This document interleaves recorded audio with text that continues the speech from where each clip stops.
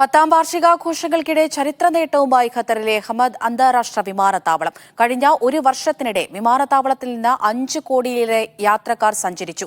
യാത്രക്കാരുടെ എണ്ണത്തിൽ ഹമദിലെ സർവകാല റെക്കോർഡാണ് ഇത്.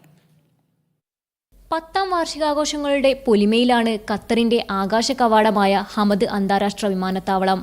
ഇതിനിടയിലാണ് യാത്രക്കാരുടെ എണ്ണത്തിൽ 12 മാസത്തിനിടെ 5 കോടി എന്ന നാഴികക്കല്ല് പിന്നിടുന്നത്.